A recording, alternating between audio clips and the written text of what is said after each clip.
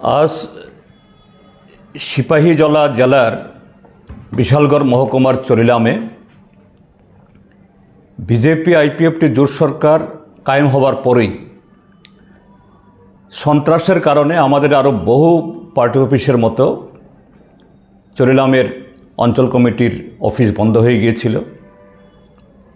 শুধু বন্ধ হয়ে যাওয়া না, এটাকে বারবার আগুন লাগিয়ে পুড়িয়ে দেওয়া হয়েছিল এবং নানাভাবে নষ্ট করা হয়েছিল। তো আজ আমাদের পার্টি কর্মীরা সেই পার্টি অফিস পুনরায় চালু করার জন্য সেখানে জড়ো হয়েছিলেন। প্রশাসনকে আগাম খবর দিয়ে এবং সংশ্লিষ্ট থানা এবং বিশালগড় পুলিশ যে মহকুমা আধিকারিক তার অনুমতি নিয়ে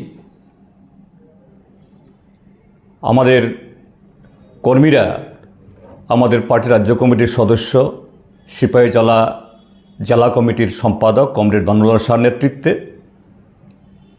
এই কর্মসূচিকে বানচাল করার জন্য বিজেপি আশ্রিত সমাজ বিরোধীরা আগে থেকেই সেখানে লাঠি, সোঁটা, রড এবং আরও অন্যান্য অস্ত্রশস্ত্র নিয়ে জড়ো হয়ে কিভাবে আমাদের এই কর্মসূচিতে আসা লোকদেরকে সন্ত্রস্ত করা যায়, বাধা দেওয়া যায়, এগুলি করছিল। তারপরও সেখানে যেহেতু পুলিশের উপস্থিতি ছিল, আমাদের কমরেডরা তাদের কর্মসূচি চালিয়ে যান। এমন অবস্থাতে অতর্কিত হামলা করে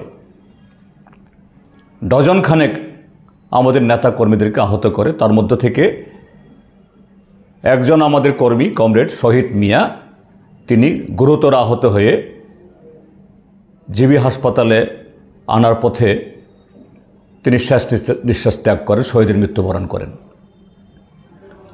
আমাদের পার্টি এই জঘন্য বর্বরচিত হামলার তীব্র নিন্দা আমরা জানাচ্ছি। যে ভারতীয় জনতা পার্টি গত 57 মাসে তাদের অপশাসনের কারণে আজকে জনবিচ্ছিন্ন, দেউলিয়া, আর মাত্র কটা মাস তার ক্ষমতায় আছে, কিন্তু গত 57 মাস ধরে চলা তাদের যে লুটের বহর, এটাকে টিকিয়ে রাখার জন্য এ রাজ্যে কোথাও বিরোধী কোনো রাজনৈতিক দল, এমনকি ভারতীয় জনতা পার্টির সমর্থক যারা অন্যায় প্রতিবাদ করেন, এদেরকে সহ্য করতে পারছেন না। এটা ঘটনা। এই হলো ভারতীয় জনতা পার্টির সুশাসনের যে প্রকৃত নগ্নচিত্র। আমরা আমাদের পার্টি রাজ্য কমিটির তরফ থেকে আহ্বান জানাচ্ছি রাজ্যের সমস্ত সুবুদ্ধিসম্পন্ন, শান্তিপূর্ণ, গণতন্ত্রের মানুষকে এই ঘটনার প্রতিবাদ জানানোর জন্য, এবং আমরা আহ্বান জানাচ্ছি আমাদের রাজ্যের সমস্ত পার্টি ইউনিটকে, সমস্ত শাখা কমিটি, অঞ্চল কমিটি, মহকুমা কমিটি, জেলা কমিটিগুলোকে আগামীকাল রাজ্যের সর্বত্র এই ঘটনার প্রতিবাদে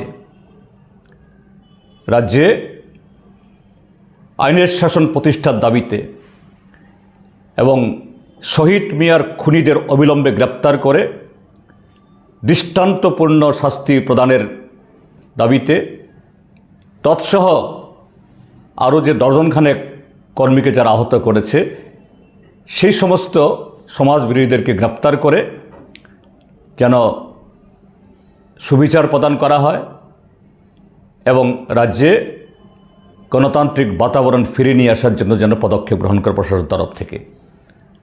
এই আহ্বান আমরা পার্টি রাজ্য কমিটির তরফ থেকে সারা ত্রিপুরার যে শুধু আমাদের পার্টির কর্মী সমর্থকদের কাছে না, সমস্ত গণতন্ত্রপ্রিয়, শান্তিপ্রিয় নাগরিকদের কাছেও আহ্বান জানাচ্ছি, আপনারাও আপনাদের মতো করে এই প্রতিবাদে সামিল হন।